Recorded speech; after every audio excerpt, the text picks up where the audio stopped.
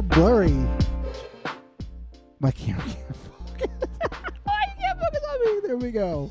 Hey, welcome to the Bible study live stream. I hope this is working. I don't know if I'm getting any notifications or anything because I have everything locked down on my notifications. But I got a very special guest for us today. I think this is streaming. I think it's streaming. Yep, we're streaming. Awesome. We're live. Very, very cool. And my camera is just not wanting to focus. I'm right here, camera. But I'm Matt with So Cincy, and we have a very special guest. Ladies and gentlemen, it's the Babe Cam. What's up, babe? My wife. Wait, hold on. Wait. My wife.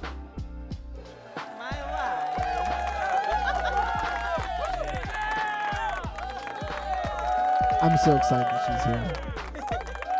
I really, really am.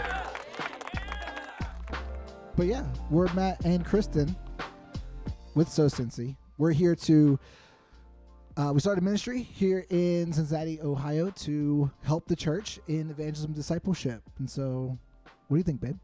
Yeah, it's good to be here. Hey, guys. Very cool. So we'll go ahead and get right into it. If you're here, welcome. We're glad you're here. Feel free to leave comments down in the comment section. Comments section should be live. And we're going to just go ahead and jump right into it. So tonight we're going to be in John 19. And so what's cool is I got a little dual cam for us. Woo, woo. So what's up? So we're going to be, like I said, we're going to be in John 19. And so we're going to be going 1 through 16. And it says, Then Pilate had Jesus flogged with a lead-tipped whip. The soldiers wove a crown of thorns and put it on his head, and they put a purple robe on him. Hail, King of the Jews, they mocked as they slapped him across his face. Pilate went outside again and said to the people, I'm going to bring him out to you now, but understand clearly that I find him not guilty. Then Jesus came out wearing the crown of thorns and the purple robe. And Pilate said, Look, here is the man. When they saw him, the leading priests and temple guards began shouting, Crucify him, crucify him. Take him yourselves and crucify him, Pilate said. I find him not guilty. The Jewish leaders replied, By our law, he ought to die because he called himself the Son of God. When Pilate heard this, he was more frightened than ever.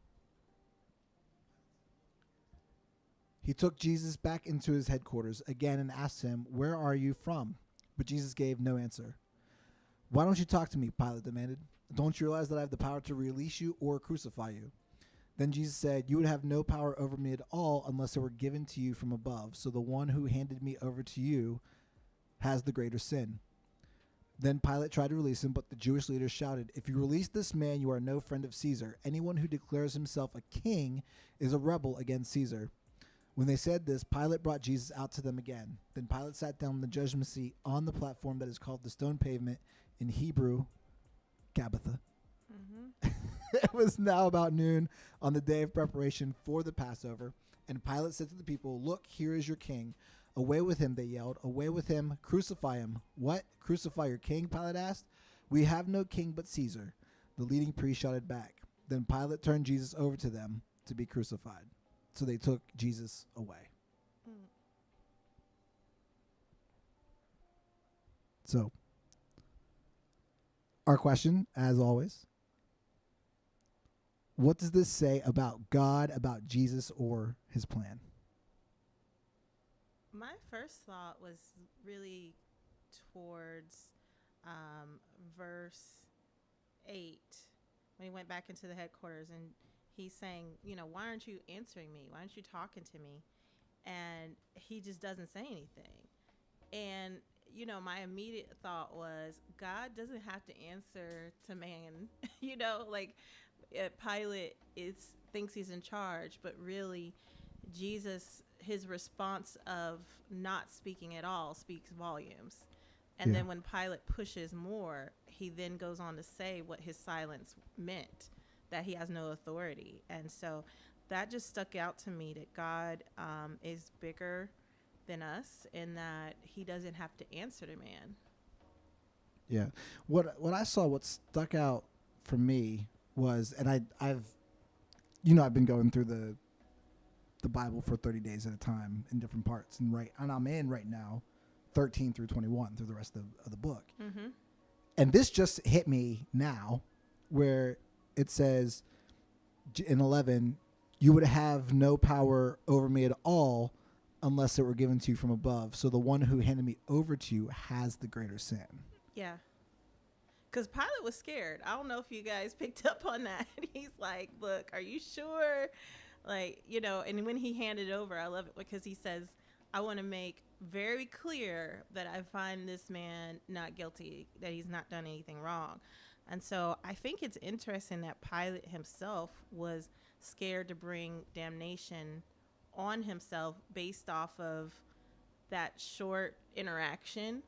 And the people of God that knew the history and knew what the Messiah was going to do and saw the miracles, they're just so dismissive.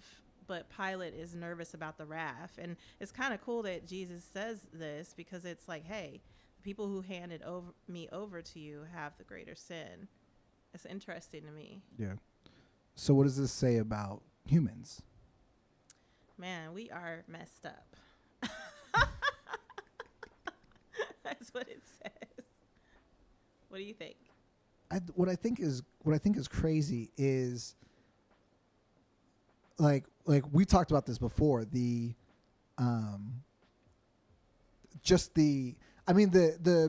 Pharisees and all the religious leaders, like, they didn't care for Jesus anyway, right? But like, they're so hell bent on the crucifying him. It's weird that, like, they want him dead, but they're like, we can't, like, we're not allowed to do it, but we want him dead, which just speaks to, like, the idea of, like, if you hate someone in your heart, like, you might as well have, like, killed them in real life. I know the Bible doesn't say that, but that's my paraphrase. Yeah, that's part of the law of Christ. Like, you know, the scripture says in the Old Testament, you know, thou shalt not kill. But in the New Testament, it's like, if you hate your brother, you might as well have, you know, because Jesus holds us to a new standard. But yeah, that makes sense. Yeah. So according to this then passage, as we look at this, what does this say about, or not what say about humans? We already did that one. What do we need to do better according to this passage? That's tough, because I have a hard time putting myself in the audience of the people, you know, at the steps and Pilate up high and crucify him, because it's like, you know, I have a hard time saying what I need to do. If anything, as far as me, I need to trust God's plan, because Jesus wasn't worried. Pilate was worried. You know, I'm sure the disciples and the followers of Christ were concerned, but Jesus wasn't worried. And I think that type of confidence shows that he's in control. And then he goes on to say, like, hey, you don't have the authority. Like, so if I were to say anything about what I need to do better is trust in God's plan, trust his process. Yeah. And I would say for me, like, I'm right there in the crowds screaming, free Barabbas. That's you? That's me. Because why do you feel like you would be? Because the whole time, right? Our society, our culture is so intense in everything, and it's like I want to be political on Facebook, and it seems like I think I've gotten a little bit better. You have, by not being so political on Facebook. You have, but I see other people on Facebook, and they're being political. Yeah. And I just get this, like, I get this jealousy in my heart. I'm like, I want to be political too. And I'm going to tell you you're wrong and you're stupid. And I hate you for your stupid opinion. That's real Jesus-like. But the question was, what do I need to do better on? Yeah. And so it's the idea of, we have no king but Caesar. Yeah. And so the heart thing has to be Jesus has to be my king at all times. So, like, speaking to that, because we were in a meeting last week and you mentioned that this stuck out to you, like we have no king but Caesar, and how that's prevalent for believers these days. Like, can you explain that a little bit? Yeah, so it's our beloved that we like to talk about, our patriotic worship service Oh gosh. that a certain church, none that we attend. So No. so if y'all are watching this, y'all are good. But if you're a part of this, you know who you are. If you live in Texas, you probably know. If you live in Dallas, you probably know. We'll leave it at that. But it's like what are patriotic hymns? Yeah. What are like the Constitution is a really, really cool document. Yeah.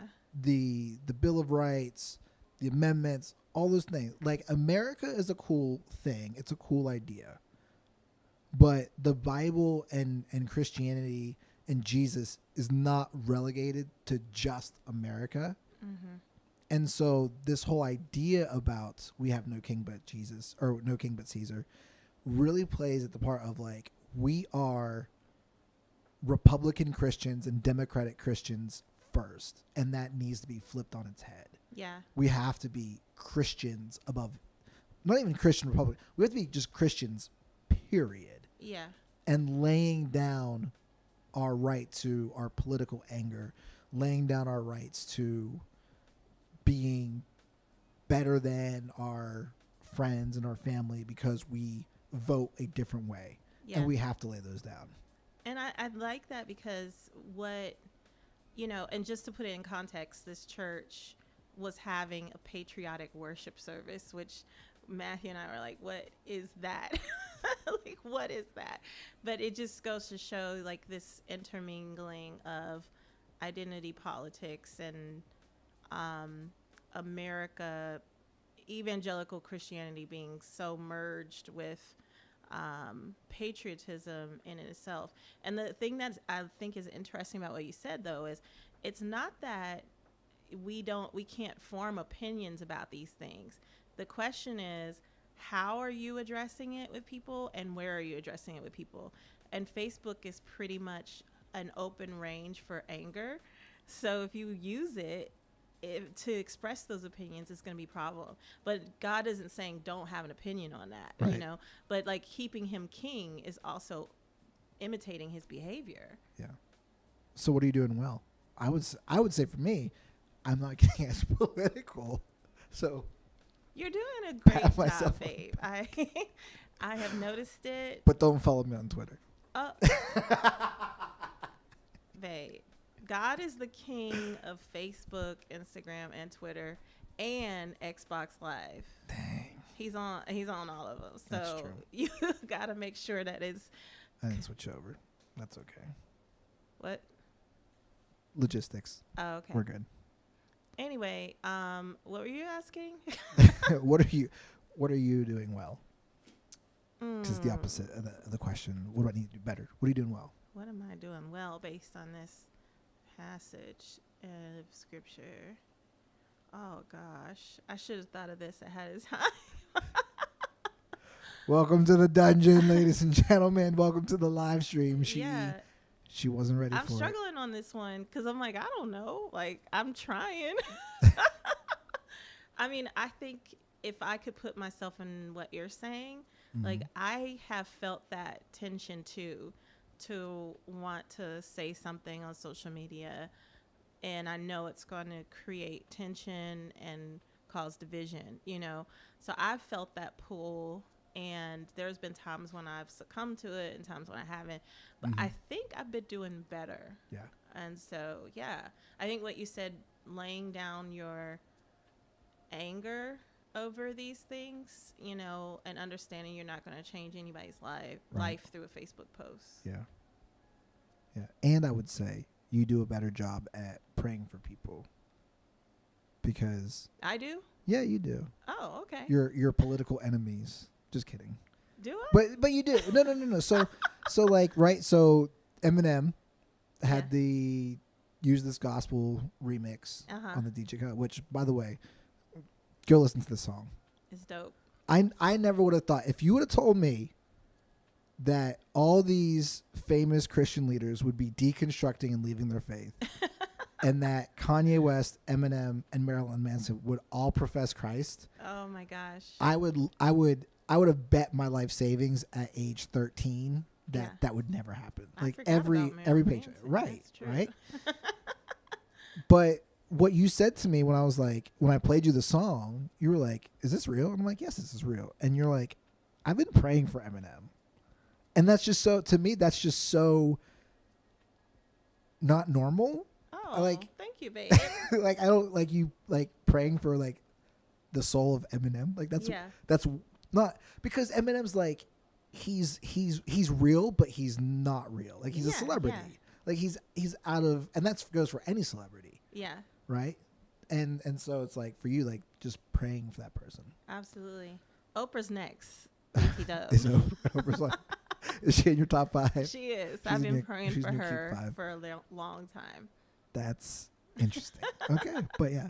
Now the next question. This is the question we always end on. Okay. Is who needs to hear this passage?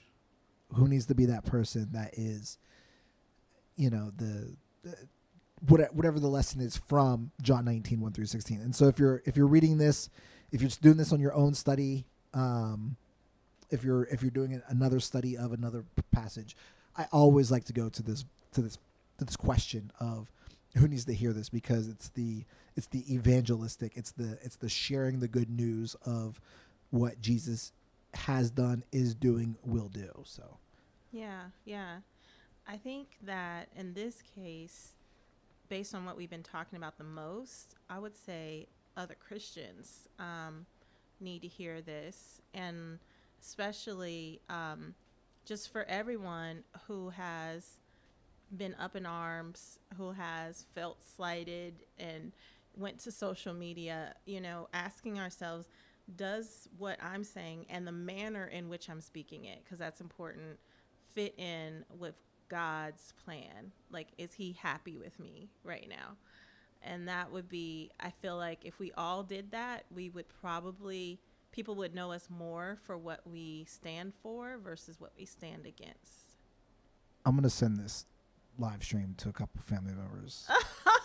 I don't think, especially now that you said that, I don't think that would be received well. Nah, it probably won't be. You might want to pray about that. Right. No, but I don't know. Like, probably family members that I'm closer to. Like, hey, Yeah. we should all just take a chill pill. Yeah. And maybe there's better language for that than chill pill. I don't know what the best biblical way of saying take a chill pill. Submit thine self unto the Lord. It's probably something in Proverbs. Taketh thy pilleth the chilleth. So, but yeah, that's the live stream. So thank you all for joining with us if you were able to. We are Matt and Kristen. and Kristen. I'm so glad that you were able to hop on. Yeah, this was fun. I actually enjoyed it. I wasn't sure, but it was good. But you got it. You got it going. Yeah. So do us a solid if you are hanging out. Hit subscribe on the subscribe button. We're trying to get to 1,000 subscribers just so we can change our channel name to @SoCincy other than C59388PO. So again, you can catch us everywhere on social media: Facebook, Instagram, YouTube, obviously, Twitter, and coming soon, TikTok. Right? Yeah. Good. And until next time, we'll see you then. See you on Friday, 7 a.m. I won't be here for that. It's too early in the morning. I slept in. I slept in, but this isn't to be slept on. Hey. That's the name I came up with on good. Instagram. That's good. So, love you guys. Stay blessed and have a good one.